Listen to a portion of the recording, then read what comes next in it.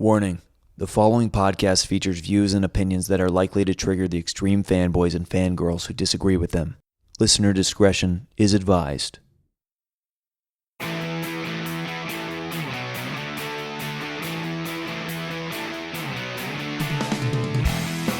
Welcome back, everybody.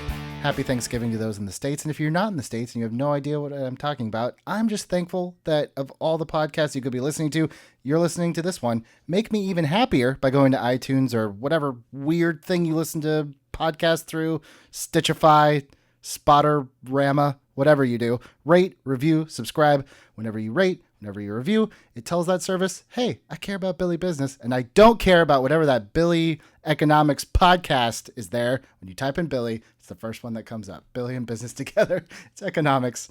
It's not an evergreen topic, guys. The market changes. Today, talking about 2018's Venom, and joining me is one of my very best friends in the entire world. You know him from the Kill Tony podcast. He's a stand-up comedian, but probably the most famous role that he's ever had is the disclaimer at the beginning of this very podcast each and every week. That's right, Mr. Jeremiah Watkins. What's going on? I love, too, that the disclaimer is like 3 different versions stitched together. It's like a little bit of the Carl's Jr. voice. Yeah. And like a pinch of like the game show host. Yep. Yeah. Yep. Definitely. I sent you a few different takes and you melded them together and warning. There you go.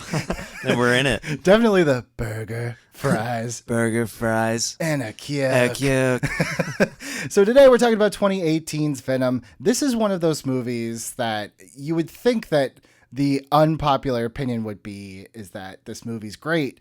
But get this, the Rotten Tomato score of Venom, 29%. Brutal. The audience score for Venom, 80%. I can't think of a movie that has that big of a disconnect. And I'm not talking like The Last Jedi or Release the Snyder Cut or anything. There's no real like social political issue around Venom. Like it literally was critics versus audience on this one. What was the movie that came out recently that it was a similar thing where the critics were really hard on it, but the audience, it was like a huge movie that just came out. Was it Alita? Battle Angel? I don't think it was that. I mean, it's becoming more and more frequent nowadays where like, you know, and you hear this motto. Oh, it was Chappelle's special. That's what it was. Oh, that's right. It was right. just, yeah, dude, so lopsided. Well, I think that's why now especially too, you hear filmmakers trot out this cliche line now of, well, we made it for the fans. Yeah. We made it for the fans, which is critics. They're not fans. Okay, sure. I'll even give you that. Venom is an interesting one.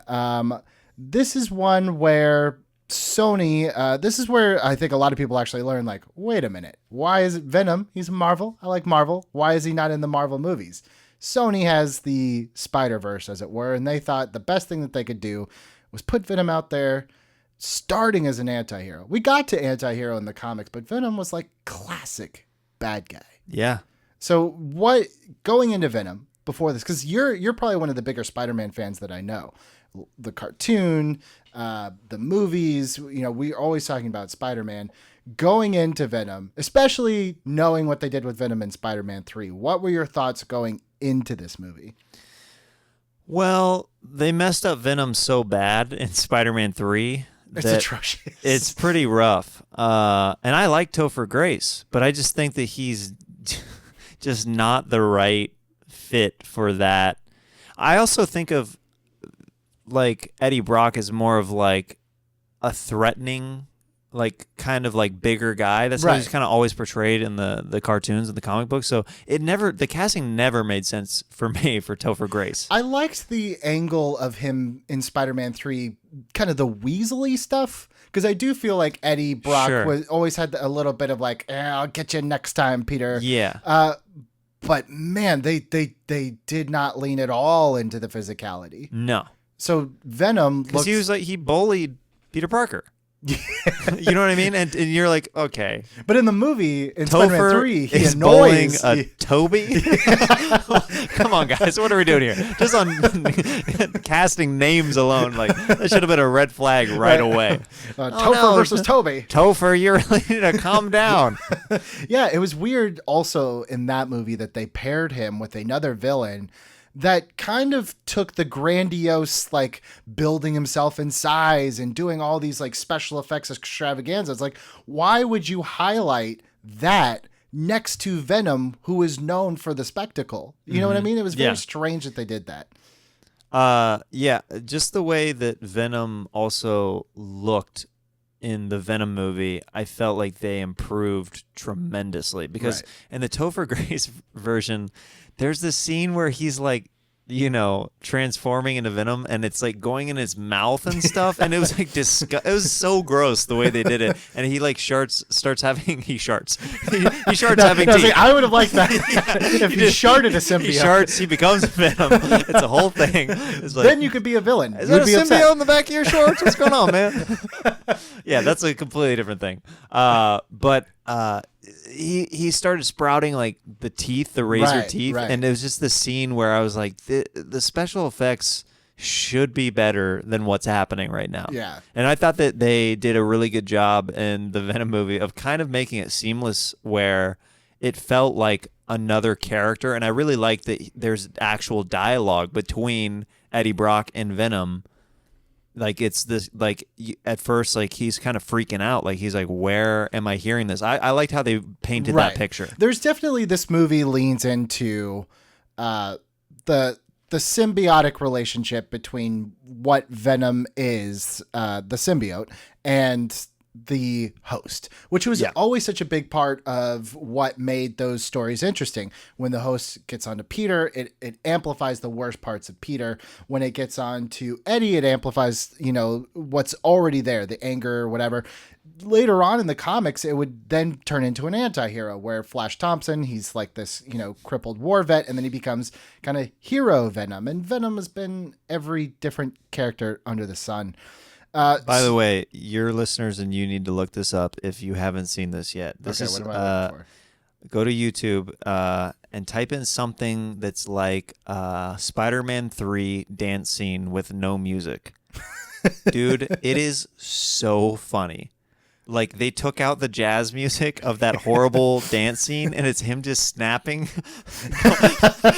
going down the sidewalk and girls being like, what are you looking at? Like, dude, it's so like he grabs a girl and like, you know, like hugs her or kisses her or whatever. And she's like, ew. Like they added stuff in post. It's so funny. I mean, there's a lot about that. So really, the bar was pretty low. Oh, dude, I went into Venom with pretty low expectations. As did I. I mean, the first trailer that they put out, I remember people were very upset because there was no Venom in it. It was the, you know, you couldn't tell at all. The first trailer that dropped was very disappointing as a fan because you're like, how are you going to show a Venom trailer but not show Venom doing anything? Right. You just saw like a symbiote like coming out of the body a little bit, but it wasn't. You just couldn't tell what it was. It was they famously showed like that MRI scene, and you see him like shaking, but nothing quite comes out. It was just kind of like flashes. Right. So then later on, I think it was like a couple months later, we did get that first, like, it was, I remember it played in front of Avengers Infinity War, where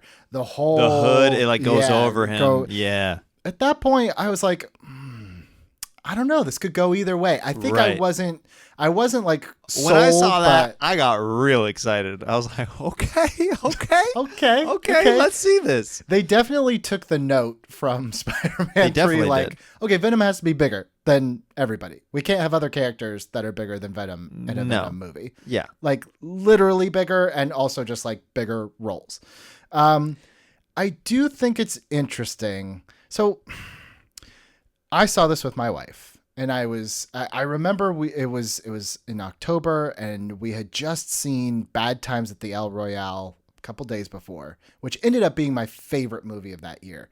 It was fantastic. And I remember going to this movie, and I apologized as we sat down. I said, I'm sorry. I have to see this for work. Yeah, this is also it's probably gonna be a very guy movie. Right. I was like, this is I'm sure this will be probably a You're like, warning. the following movie we're The about following to watch. husband that introduced you to this film.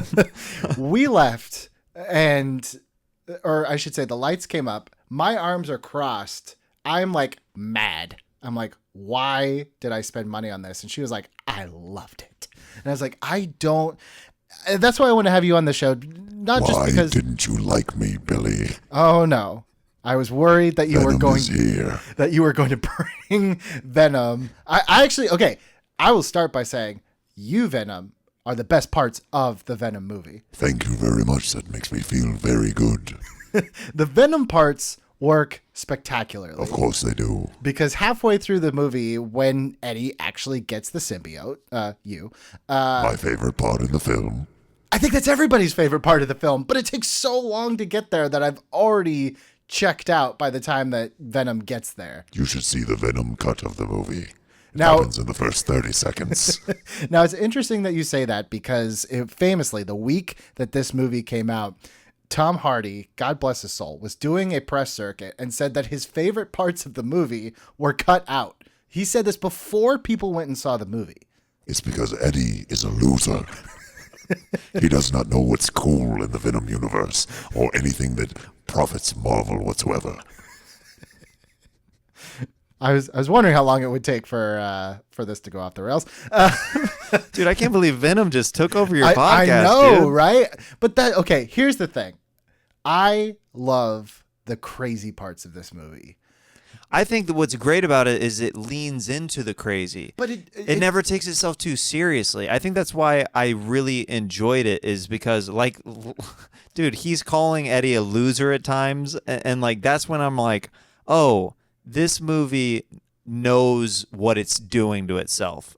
You know what I mean? It felt way more, what I liked about it, it felt way more like a throwback comic book movie, kind of from the 90s, like the Batman era, where, yes, you know what I mean? Where it's kind of like out of this world stuff is going on.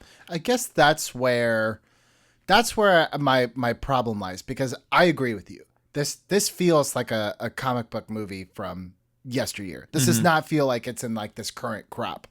The problem for me is anything that's not Eddie and Venom is super boring. And the first half hour of this movie takes its sweet ass time to tell you all this BS science that, like, it's just like mumbo jumbo with like, I'm the villain and I'm going to be very mustache twirling. I will say the only thing that I found a little bit, and this is more of just like the way, I don't know, the way, I don't know if it's the way they shot it or the way the actors played off each other, but I didn't really buy him as a reporter type. Absolutely. Do you know what I mean? That was something that I was like, okay, I don't really, this is a little, I don't know if it's he's making some weird acting choices or what, but like, just like he's like, hey, tell me about the thing in the with the microscope. I was at the first,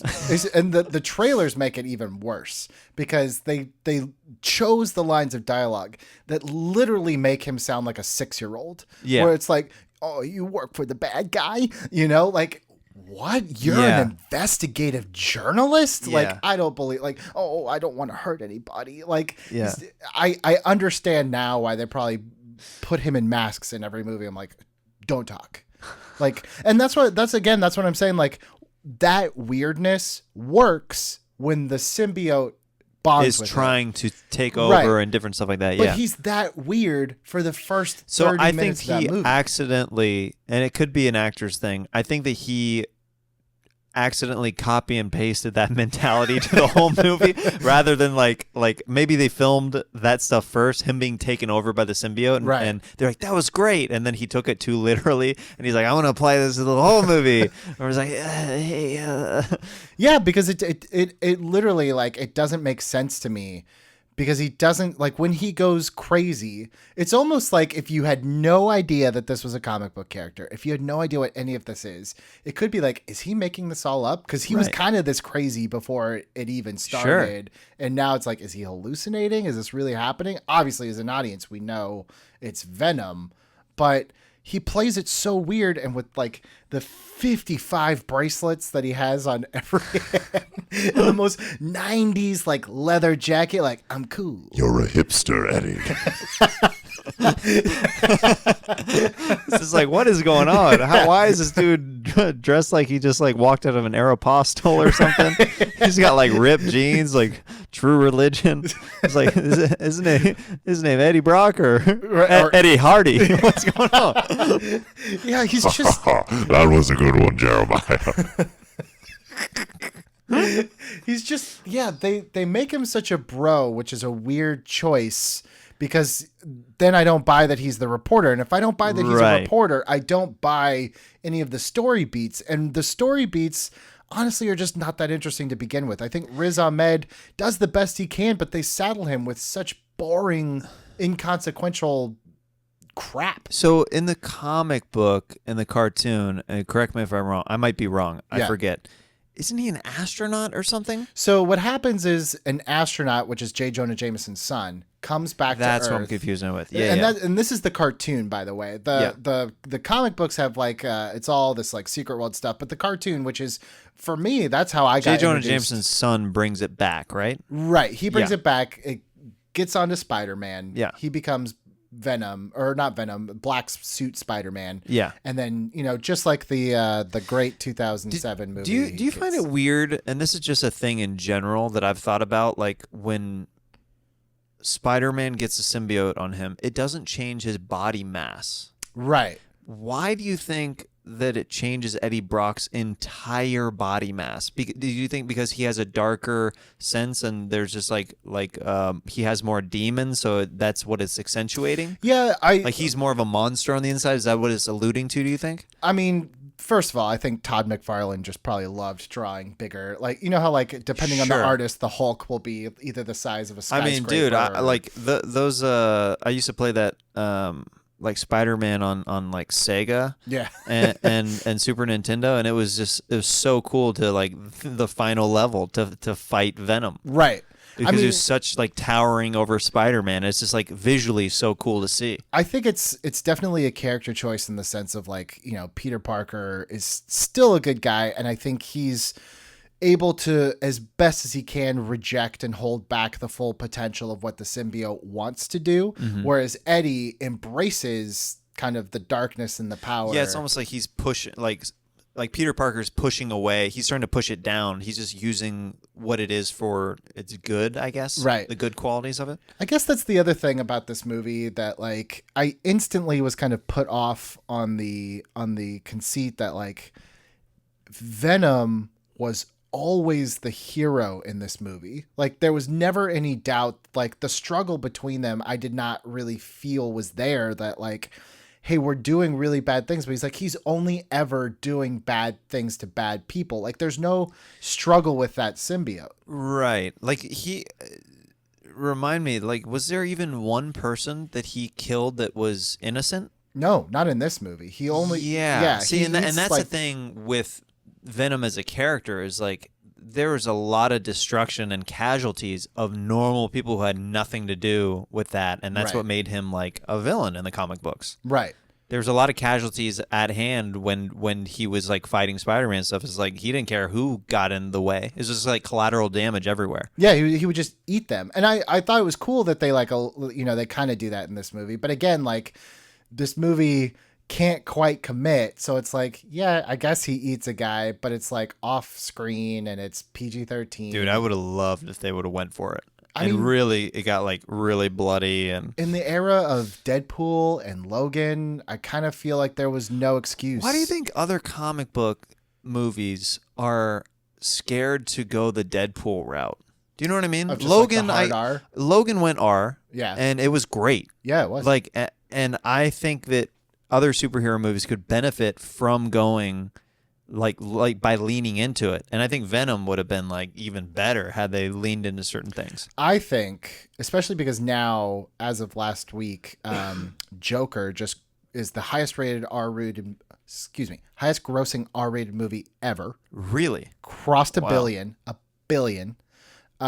I think had Venom come out next year or the year after, Yeah, timing thing. I think they definitely would have been like, oh, people will see an R-rated. They also would have written it way darker though.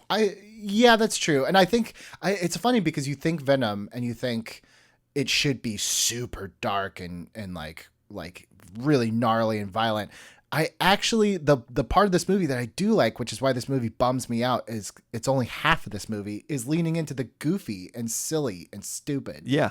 Had the whole movie been him in this weird romance with this symbiote, Oh, it's great. that stuff's great. It's so great. But they make you wait so long Right. to get there. And again, Billy does not like to be blue-balled, man. I don't... Look, Let's get that out there, man. I'm a busy guy. Let's get to it. Let's get to this. It's the same thing that I had with I think it was the third Transformers, the one where the last hour is just like they Dude, wreck have you tried to Chicago. watch the new Transformers? It's unwatchable. Dude, I almost finish every single movie I watch. You watch Dude, garbage. I watch trash, guys.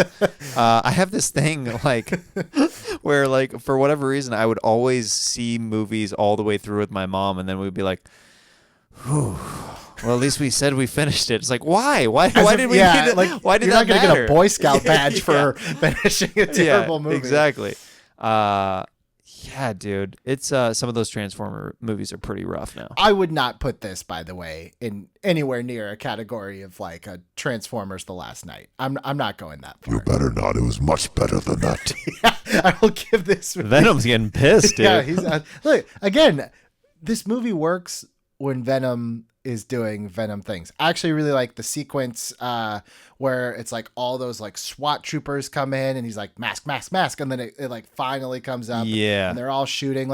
There's a lot of great action in this. I will give it that. The action in this is pretty cool. It was gross, but I also liked it in a weird way how much he had to eat. Because it makes sense, how much energy he's using and stuff. And just eating the stuff out of the garbage. And his eyes are kind of straight up rabid. Right, yeah. I like that stuff because I'm like, yeah, that makes sense. You have to supplement a freaking monster. It does make me wonder, though. It is odd that Tom Hardy would say before the movie opens, they cut the best stuff. What is missing? What's missing, A? B, why would you say that before an opening? Say that after if it potentially flops. But right? you as an actor, dude, how do you have that mindset before the opening of a movie? They must have really taken out a ton of stuff. I've always wanted to do this thing, and movies would be obviously so much longer. There's always director's cuts of movies, but I would love an actor's cut of some different films. Just the ones. Let's see Tom Hardy's actor's cut of Venom. What Yeah. does that look like? Well, the funny thing is, that you only get actors cuts of Ed Norton movies because that's just not coming out unless I go in there. and cut it. Here's an interesting thing that came out of this movie, and I mentioned this before. They do kind of play up this. At first, it's buddy cop, but then it gets into almost a romantic comedy with the symbiote and Eddie, to the point where people are shipping they should be together. It's but they are Yeah. and then there's the weird love triangle with the doctor. There was sexy Venom there for a Sexy split Venom second. was that was interesting. Ooh la la. Yeah, I get it. yeah. Is that okay? So the Venom symbiote goes on Michelle Williams. Mm-hmm. By the way, Oscar for worst wig I've ever seen in a movie. A little rough. Yes. A little rough. A little rough and tumble. So the Venom symbiote takes over her, Mm-hmm. and then she's about to transfer it to Tom Hardy, but they kiss, and it's if Lady and the Tramp was made for 13-year-old boys. Yeah. So does that mean that Venom is kissing Eddie? I hate to admit it, but I have a little bit of a thing for Eddie. What is it? The bracelets. I like the bracelets a lot. There's a lot of them, They're very sexy. and he changes them out like every scene. Oh, I noticed. There's like 4 watches. He's putting effort into it. There's 4 watches. I like the way he 3/4 rolls his sleeves as well. Oh yeah, you can't go full short sleeve or full long sleeve. No, that would be preposterous. Yeah, I just think it's interesting that, like, I don't know, maybe it's the internet, man, but like shipping has become such a thing, like in like not even just like pop culture. I feel like people like just ship 2 people that walk next to each other down the street. But this was like a weird shipping thing, was the symbiote and Eddie. I don't understand how that happens. Yeah, that's a strange one. Great analysis. That's a strange one. I mean, literally to the point where like I'm like looking, I have my notes up. You're saying and the shipping? I guess I'm not Shipping. clear. So like, you know, like let's say you're watching Star Wars. Okay. And you really want Rey and Finn to be together. Sure. So you might call them like Ren, you know? So Okay. you're shipping that couple. But then you have like, if you want Rey and Kylo to be together, you ship Reylo, you know? Right. So people are watching this and then going online and writing like sexy fanfic of shipping the symbiote Venom with Eddie. Okay. Yeah. Now I'm following. Yeah. That's like a weird kind We of. go by Vetty now, yes. It's true. We like- are a beautiful couple. We've been together for a long time. Things are going well. I'm so happy for you. Thank you. I feel like you should know where we're at. Because the end of the movie, you know, we kind of settled that things were going to be kind of good for us. Yeah. So it's interesting. The reason I bring this up, twofold. One, because in my notes, there's a thing called Simbrock shipping, and it's 3 paragraphs long of different information. But the other thing that's interesting, and this actually ties into kind of another thing I want to talk about, and we talked about this a little bit with the trailers, but this movie, I think, I mean, it feels like this movie was made by committee. Like 5 or 6 studio people watched it, gave their notes, and that's why, to me, it feels a little disjointed. Oh, yeah, they kind of like threw all the notes in a pot, stirred it around to make everybody happy. Because kind it of thing. feels like 2 different movies to me. It Yeah, feels it does. to the point where the reason I brought up the shipping was when this was coming out on Blu-ray and DVD, it was around the way that this was around the holidays, they made a trailer for it, but they cut it in the way of a romantic comedy between Eddie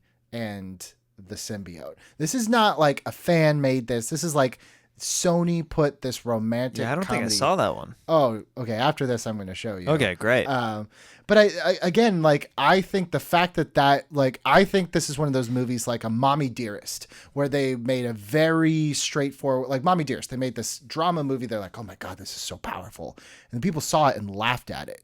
And their response was like, yeah, that's what we meant to do the whole time. And then they started marketing Mommy Dearest as like this midnight campy Rocky Horror Picture Show type thing. Yeah. And I kind of feel like that's where we are with Venom. So I wonder if Venom 2, if they're just going to... Is that for sure in the works? Oh, Venom 2, they've already announced, get this, the director is Andy Serkis. Yes. That makes Venom very happy. I mean, that's such a odd choice. But I guess But it could work. odd choices are kind of what makes this movie makes this movie. Yeah. The other thing that I was just like, guys, what are we doing? I feel bad that earlier the shipping, since I didn't know the term, I left you out to dry a little bit. I was like, yeah, that's a strange one. And then I'm like, hold on, Billy. You got to break it down for your pal because I have no idea what this is. 2-day Amazon Prime. Yeah, no, dude. I was like, I have no clue what you are talking about right now. No, this is great. I'm barely gonna have to edit this at all. So the other thing that's like, guys, what are we doing? This is so weird. So after the movie ends, like, You better not edit me out, Billy. Venom stays in the podcast. this is gonna be like a 15-minute episode. It's like, dude, Jeremiah, he brought some kind of vocal effects. I don't know brought what he some was chemics. doing. He brought some chemics. He has basically tried to do prop comedy on a podcast. he has a team of people here behind him. Billy is sweating. He's soaked right now. So, Billy's looking off screen to a producer that is giving him the non-existent wrap-up behind him. sign. Billy's giving himself the wrap-up sign. Okay, do we get it? Okay, we got it. So after the movie, I'm sitting there like I'm fairly annoyed because I just was like I was not maybe I expected the wrong thing or whatever. I just didn't like it. But I knew there was a post-credit scene, and this post-credit scene is the weirdest thing I have ever seen It's in a my Carnage life. thing, right? Yeah. It's very strange. It's so bad. Like everything Do you know what it about reminded me is of? Horrible. Did you see the Power Rangers movie? Yeah, of course. Dude, those post-credit scenes are almost identical. They're like, Tommy? And there's like a green hoodie on the, you're like, okay, guys. I mean, a little toy dragon and a machete. You're like, could it be him? wait, huh? Yeah, this was, first of all, Woody, was- what is on your head? Is a little heavy-handed. He's like, when I get out of it, it's going to be Carnage. That's when I knew it was like, I don't know if this is for me. I don't. And the thing that kind of like, this was why I was like initially annoyed. I knew they'd work it out. But I was initially annoyed when over the summer, I think it was over the summer, when Sony was like, hey, Spider-Man's not going to be in the MCU anymore. He's coming back over just to Sony, and we want to put him up with Venom. I don't think that they have crafted this version of Venom to work with Tom Holland's Spider-Man. No? Disagree? Agree? Sorry, I was spacing out for a second. I was This thinking is of the best episode I've ever. people are gonna love it. This is what I was. This is the Kill Tony movie fight. This is no.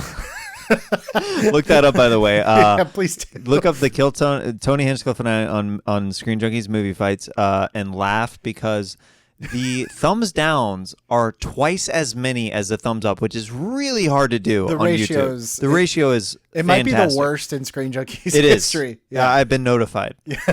Anyway, we'll get back to your question in a second, Billy. What I was thinking of, Please do your comedy bit. let me no, this isn't a comedy bit. This is actually what I was fantasizing about. Okay. Was do you remember before the Spider-Man movie, the Sam Raimi Spider-Man movie Okay. came out with Tobey Maguire, the first one. Right. The very first trailer dropped. Right, the 9/11, The 9/11 pre one. 9/11, It's a with pre 9/11 the World one, Trade with Center. The Yeah, World Trade Center. There's the two towers and the freaking web, and it caught a helicopter. Right. Which, in my opinion, is still that got me so excited for. That got me more excited for, dude, probably top 5 in my life of movies where I was like, I can't believe they're finally doing it, because before that, we just had the cartoon for years, Right. And then there was like, I think there was a movie in the late 70s. it was like a TV was a movie, but it TV was movie like or kind of something. like I could be wrong. Someone's screaming at their computer right now, but I think it might have been like a Japanese version called Supeda Man, which was a live action I think Spider-Man. there was something else though as well. Well, I think they might have taken Supeda Man, which was Oh, the Power Rangers. and basically Yeah, Power yeah. Rangers it to Okay. to a American TV movie. Okay, Yeah. okay, that makes sense. Yeah. But anyway, I was fantasizing about that trailer and how good it was, since we're talking about Venom and then the Spider universe and stuff like that. Anyway, so back to your question. Sorry. No, but Look that up if you haven't seen that trailer, or for whatever reason you don't remember it. Look that up, because it's something that I still like.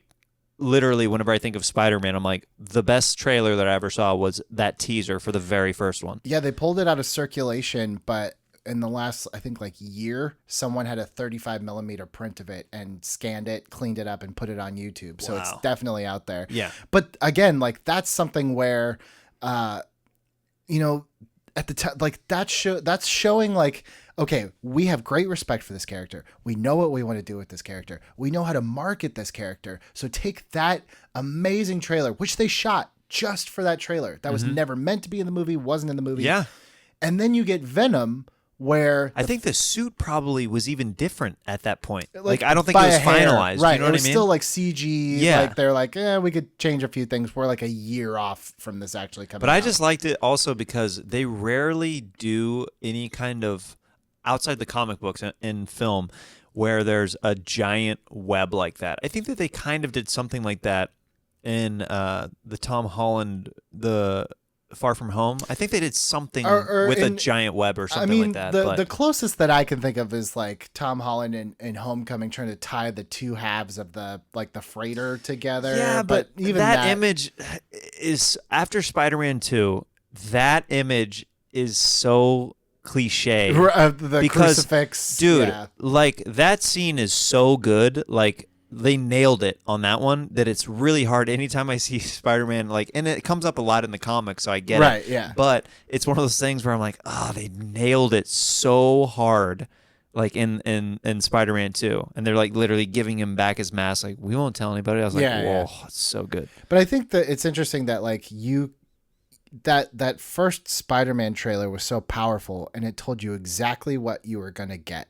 Right. And I think then you come over to Venom, and we got one trailer that didn't even show him. The second one that was like, okay, this looks pretty cool. And then a romantic comedy trailer. Like, I think it kind of like the dichotomy of the two movies marketing kind of shows like, here's one where we had a very clear understanding of this character and what we're doing. And here's one where we don't really know what Venom is, but we know we have to get something Venom out in the market. Do you think that less fans worked, like less comic book fans and less like kind of people who know everything about Spider-Man and the Spider-Verse like worked on Venom? Do you know what I mean? Do you think that less people were like familiar with it, or is it come out of a way of like just they're like, we don't even know exactly the best way to portray him and to kind of get people excited in the way we want to portray him? I think for me, Venom is a movie that kind of a little bit reeks of desperation. This is on the heels of like 20 some odd Marvel movies at this point. That's like, hey, they're turning like their Z-list property with a tree and a raccoon into $1 billion franchise. Yeah. We have Venom. Go put out a Venom movie. Okay, what do you want us to do? Like, we can't use Spider-Man right now. I don't know. Just make a Venom movie. See, well, that's the problem with, like, I wish there would have been some kind of, I don't know. Like, connection? Yeah. But that goes back to my question that I was asking you before all this kind of started was they don't groom this version of Eddie and Venom to kind of meld. fit in the world of it's the kind MCU. of like an X-Men issue where they're almost like it's going to be its own thing. You know how like a couple of the X-Men movies do not line up? Like if you... Oh, yeah. Like It's X-Men Origins Wolverine like, makes no sense. It doesn't make sense after they make more movies because it's like, oh, like, well, if that happened, then this and this and this wouldn't happen. Right. So it's, I think that's a little bit of an issue. I think that, honestly... Ideally, I really liked this movie. I'm still a fan of it, but longevity-wise, I wish that they would have just held off a little bit longer so they could have done something, even if it's one scene where he is like messing up Spider-Man, so it's alluding like, oh, this is going to be a real foe for Spider-Man. But that's the thing, like they don't set this character up to be a foe to Spider-Man. No. So, like, I don't know. I know that Sony, I think their overall goal is like, okay, we'll let Marvel keep building Spider-Man up, and then Spider-Man, Tom Holland will come in, and we'll have our big Spider-Man versus Venom movie as us. I guess so, but like you said, that becomes kind of problematic with the way that they're writing it right now. I mean, at this point, if it were me, I would... If I'm in Sony, I'd be like, hey, let's get Kevin Feige. I know he's the busiest man on the planet, but just to give even like a little consulting, like let him read the script and be like, here's a couple things, like even to just start to line it up to maybe, even if it doesn't fit right into the MCU, to feel at least like it's parallel and matches. Because I don't know if you remember this Amazing Spider-Man 2, which is awful, the one with Jamie Foxx and Electro. Yeah. There was a point where the producers, and I could be getting this mixed up, it was either going to be Oscorp Tower was going to be in the Avengers, or the Avengers Tower was going to be in Amazing Spider-Man 2. Either way, they were about to do that crossover. Not even a crossover. It was more like just a fun Easter egg. Yeah. But they abandoned it.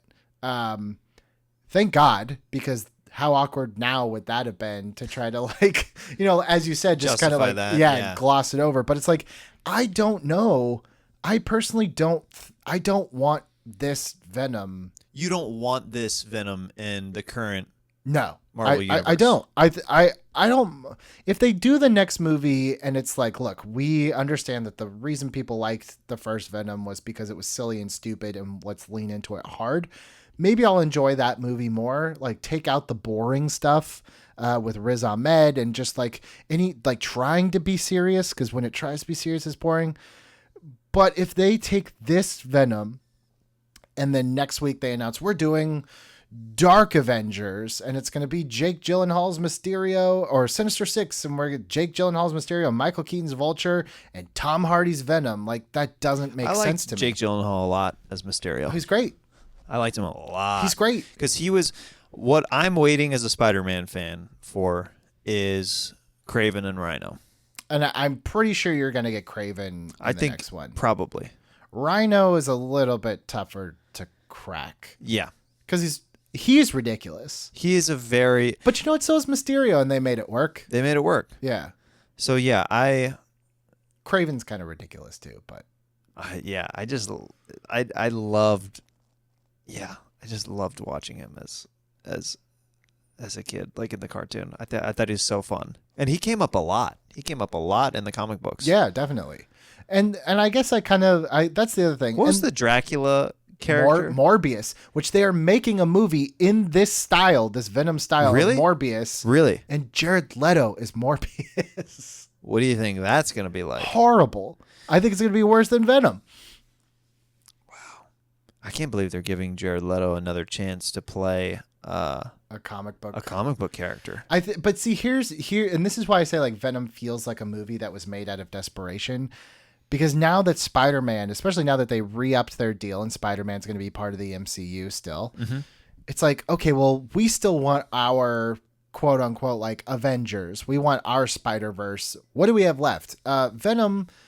Clearly, you can make a Venom movie on its own and people know the character enough that they'll go see it. Morbius, I don't think that's going to work. That's more like you have to be a pretty big fan of Spider-Man to know that character. I'm a fan and I couldn't remember his name, dude. Yeah, but but again, like, you have to be a pretty big fan, and as a pretty big fan, why would you want to see Morbius with no Spider-Man? Yeah, that doesn't make That's even this one. It's like I didn't need Spider-Man in this movie, but it did feel weird that this felt like a world that Spider-Man didn't exist in. what's Madam Madam Web. Yeah, Madam Web. I wouldn't mind seeing something with Madam Web. Since they've Right. already like gone into this weird Mysterio territory Yeah. with like people hallucinating and stuff like that, like there could be some pretty cool stuff, because one of my favorite like episodes of the cartoon and the comic book is when Spider-Man starts literally becoming a spider. Oh yeah, he like mutates. He mutates. Yeah. Because I forget if he goes like into another dimension or something, or what happens he's exactly. like experimenting with neogenics, Yeah. which was their way of basically saying eugenics. Yeah. And that's where Morbius comes in, because he's doing an experiment and Right. turns into and it's like amplifying his genes, I think, Right. that And are I already remember, like, laying dormant or he something. like tries inside to him. go to like Professor X, or like the X-Men get It's involved. so cool. Yeah. Like that's what like I like stuff whenever it becomes crossover like that, where it's like, oh, we're gonna do some weird stuff. Like I think it's pretty exciting as a fan. Ever since Into the Spider-Verse, like they're gonna start doing some unique stuff because they have to after Yeah. a while. Right. They can't keep telling these origin stories of these heroes over and over and over. We've already seen them. We've already bought the tickets. We've already enjoyed them. We don't need to see it again. You can't keep rebooting it. Like it's gonna reach a maximum. Like there's gonna be a ceiling on it, and then I think we're gonna get into some really bizarre, fun crossover stuff. Yeah, and I just like, again, like, I don't know if I want this Venom. So the He next might not. I can agree with you that he might not be a good fit for the current MCU with like if they start to cross him over, because the problem with going against genre this hard compared to the other ones is it's gonna be like putting the square peg in a round hole. Because we're used to this kind of storytelling and stuff like that. But then again, like you see a movie like Avengers, how they can balance so many different stories and do it well. They might be able to pull it off. There's one part of this movie that we've talked a little bit about, but I really want to get into it. And I actually think that Michelle Williams is a great actress. I think she's done a lot of really outstanding movies. I truly do not know, other than like pure money, what brought her to this movie, because it's not even that she's bad. They just like this movie doesn't really care about her and always tries to find a reason to get her away from everything. I think as an actor, my guess is that if you get approached to audition even or be a part of a film that is something as big of a character in the comic book world as a Venom, it's exciting regardless. And I think that that's how sometimes you're like, how do they end up here? I think Right. For most actors, it's like, even if they're not a fan of it, they know what it could possibly do for their career, or they've seen other people in things where it just works. Like, dude, Michael Keaton is so good in Spider-Man playing. It's fantastic. Like, he's so good right. playing Vulture. Yeah. Like, where that's where it comes in. Like, people see that, and I think that it's inspiring to other actors. Like, oh, maybe I could, make the most out of this, and I Right. could get a lot out of this. Yeah, they don't give her much to do. I'll give her that. But she also just doesn't make the most. Like, she feels the whole time like she doesn't want to be there. And like I said, the script kind of goes out of its way to make sure that she's not there for most of it. They actually cut her favorite parts of the movie out as well. I mean, poor girl had to look Tom Hardy in the face and deliver the line, "I'm sorry about Venom." Like, what? Yeah. There's no way that she read that line. Well, that was a rewrite. We apologize for that one. That sounds like you rewrote that. I may have, okay? I just wasn't thinking. It just kind of came out. New pages got sent in. Trying to get your WGA card. I got to get in that union. Those dues are crazy, though. I still haven't paid them. You're not going to get your screeners. Yeah, just... But again, like, it's a dumb line. I can't be mad at this movie. I think this movie, and this is something that like I accuse other people of, that I definitely have to check myself on, where in my head, when they said they were making a Venom movie and I saw that trailer where he finally morphs into Venom, I expected something dark and brooding and honestly a little bit scary. So when I saw this, I just felt like I was so caught off guard that I didn't have time to like adjust by the time it was over. Imagine if they would have gone that dark of a route and they would have made Venom in the style of like a Michael Myers, like Halloween kind of character. Right.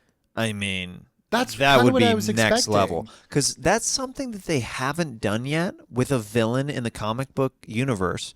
They haven't gone like full villain movie where it's just like death and destruction and there's like not much redeeming about them. You know what I mean? I mean, I stupidly, in hindsight, I kind of thought this might be a little bit almost like a Terminator movie, where it's just like That'd be this, cool. Yeah, this just like unstoppable beast that you can't reason with, and he's literally biting people's limbs off and heads. And then you end it with either a showdown or literally Peter Parker is like finally like alerted, like, hey, I think there's something that you like. He is shown a picture or something. You know what I mean? Right. Where like it's the beginning to the next movie where it's a showdown of Spider-Man versus Venom. Yeah, and I guess in that sense, like, I feel like they maybe they've learned like, okay, people like the goofy, the silly, and the next movie will be, I'm going to see the next movie. I mean, if anything, just because my job will probably require it, but I'm going with you and your wife, dude. We're all going to see it together. Yeah, you two could just sit on either side of me as my arms are just folded. Like, Yeah. all right, you can impress me now. I think my wife liked it too. I can't remember. I feel like a lot of people, Dan Merle, who's the kind of the lead critic of Screen Junkies, I was shocked. He loved it. He was like, I know it's dumb, but I kind of love it because it's dumb. And I think I honestly do think that the reason why initially I didn't like this movie was just it wasn't what I expected it. Mm-hmm. And now that I know the best parts of it are about halfway through, I just find the first half of this movie like insufferable. I kind of think that's where I do think that a lot of it is funny, whether they meant it to be funny or not. It is. And that is Hey, Mark. yeah, it almost has a very like The Room quality to It's it. like, yeah, it's like superheroes in the room. Which honestly, if you had told me that's what Venom was before I saw it, I'd be like, weird choice. But you know what? All right, Interesting. I'm into it. Yeah. But when you sold me, I think they sold me that this was going to I think it was a little bit, and I can admit to this, I think it was a little bit of a bait and switch on this one. Definitely. And I think that that's probably why the ratings are kind of all over the place from critics and stuff versus the audience. I don't know if it's just because like that PG-13 really handcuffed them and they felt creatively they couldn't do more. Yeah. Dude, can you imagine? I just keep going back to this horror idea. I would love to see that, like a Nightmare on Elm Street, like Freddy Krueger style, where Venom is just like terrorizing people. And imagine if at the end, somehow the Venom symbiote released from Brock, because we know in the comics other people have had the symbiote. Sure. And imagine it bonds with someone else and then it meets another symbiote who's already Carnage. So you're like, oh my God, the next movie there's going to be two of them, right? Like terrorizing each other, but also everybody else. Like, and again, I as I'm saying this, I hear myself like I can't be disappointed that they're not doing my fan fiction.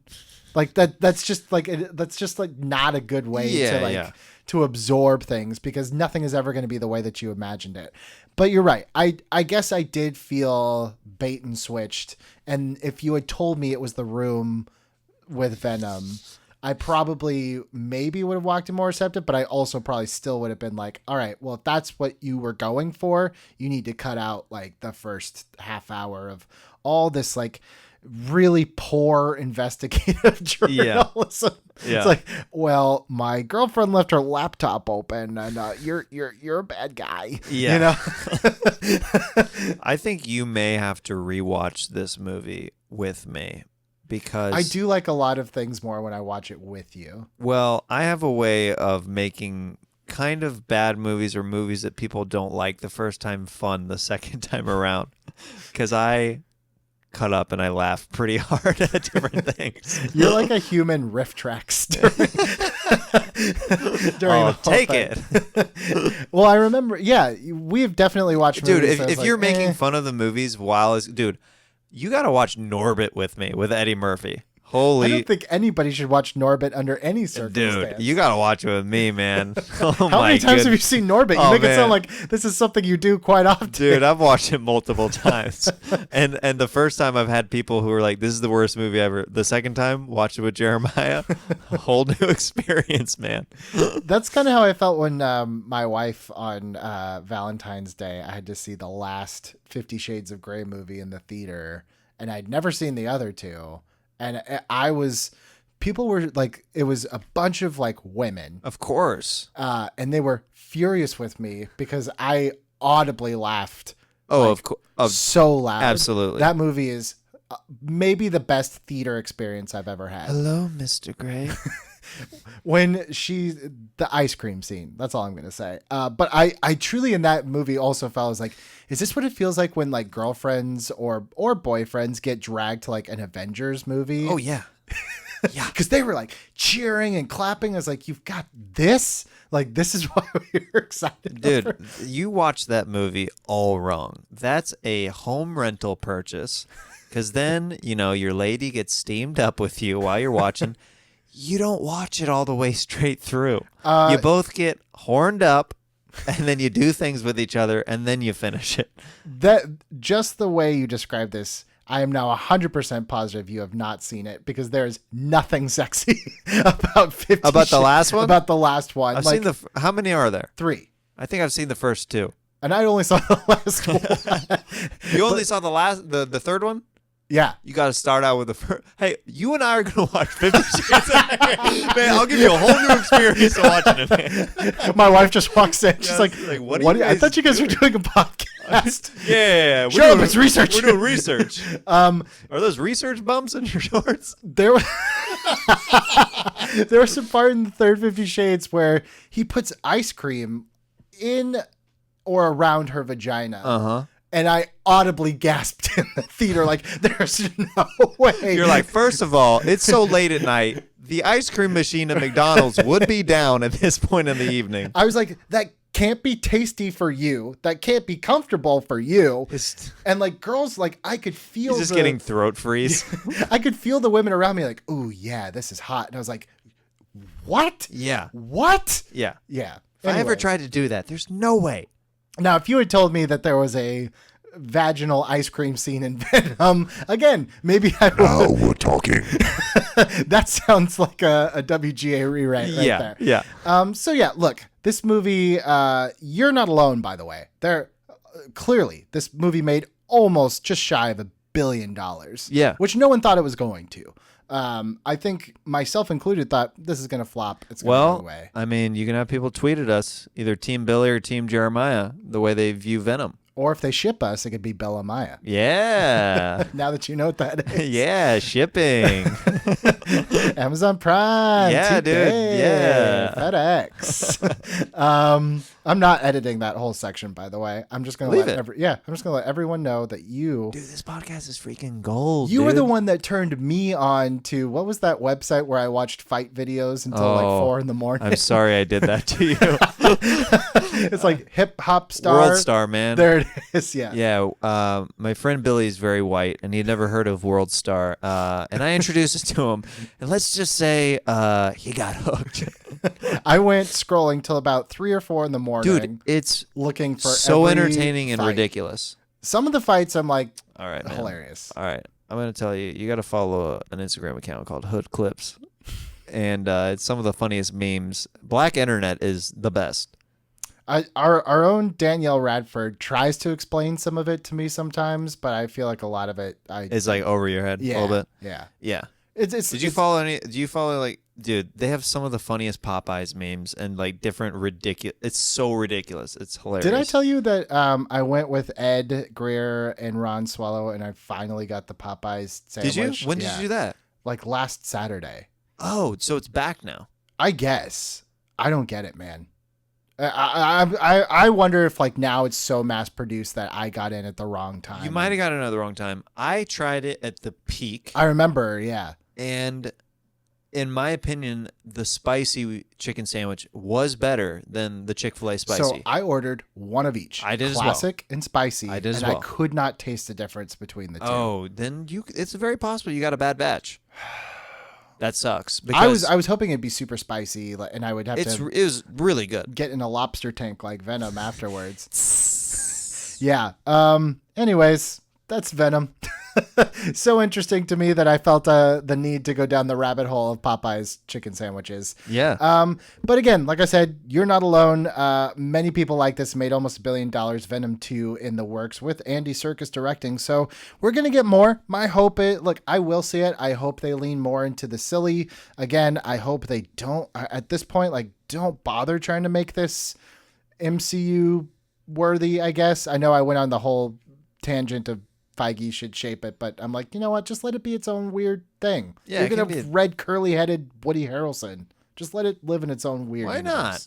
Why not? Let it be. Let it be its own thing. Eventually, they'll reboot Venom, and then that. Oh, Venom, I definitely think that they'll. When are they going to line it up though? Like where they can decide on, keeping the cast for a while. I mean, the problem with these is like, if you're an actor, They take so long. they take so long. And also, and by you the have to time do that 50 they of them. reboot Venom, Tom Holland is probably going to be outgrown of the Spider-Man role. Something tells me that Tom Holland's actually like 35. But He may not be aging. I have, yeah. Who knows? I have no idea. It's like, I'm 62. And you're like, dude, 62-year-olds don't talk in that old man voice. Oh, sorry. I have no perception of what age is. Because he looks exactly the same from Civil War. That boy look good. He does. He does, Venom. He Yeah, does. Holland don't crack. But he looks exactly the same from Civil War. It's pretty to impressive, Far From actually. Home. Yeah. And which is great because you don't want Peter Parker. You want to keep him in high school as long as you reasonably can. Yeah, those are some of the best, Right. struggles, So balancing everything. who knows when they'll win or if they'll reboot Spider-Man and or Venom. I just don't need to see this Venom crossover, but I'll see Venom too. I end up seeing all these. Yeah, comic you book see all movies of at them. Yeah. some point. Yeah, I watched Captain Marvel on a plane, guys. And It was pretty good, but I am going to say, I think like I said with you, I think I missed the boat, like with what you said with the chicken sandwich. There's a lot of people who really liked Captain Marvel, Yeah. and I was like, it's pretty good, but it's like, it's another, it was a very typical format for me right. of something that I've already seen where I'm like, it's a cool character. It's a cool hero. It's empowering to have a strong woman as a superhero. I like all that stuff, but I think that it got to me a little bit late. So I'm like, also those movies, in my opinion, are not meant to see on planes. The No. screen is, dude, it's It's like- 5 yeah. or 6 inches. Yeah. It's barely bigger than your cell phone at this point. Right. And part of the lure of going to seeing these out of this world, these big movies, like larger than life, they're supposed to be seen on a big screen. That's why I'm hoping that movie theaters never go away, is because there's nothing Right. like that experience. I don't think they'll go away. Clearly, if Venom, a movie with 20 some odd percent critic score, makes almost $1 billion, they're not going to go away. Yeah. And I hope you don't go away because I love you guys and you guys have been fantastic. That was another episode. Thank you, Jeremiah Watkins. Thank you, Venom, for showing up today, Thank you so much for having us. even though you weren't invited. Jeremiah and I had a lovely time. What's your ship name, I guess? Venomiah? You nailed it on the first try. Thank you guys so much for listening. Coming next week, I actually don't know. It's going to be a surprise because I'm, full disclosure, we are coming to the end of season 2. I'm pre-taping a lot of this stuff to make sure that we're done by the holidays. But what I can tell you coming up for the season finale, I'm very excited. Joseph Scrimshaw from the Force Center podcast is coming on. He's going to be talking The Last Jedi before The Rise of Skywalker comes out. I've got some other stuff planned and in the works. So stay tuned for more, and I will see you guys one way or another. I don't know who it's going to be with, but I will see you guys next week.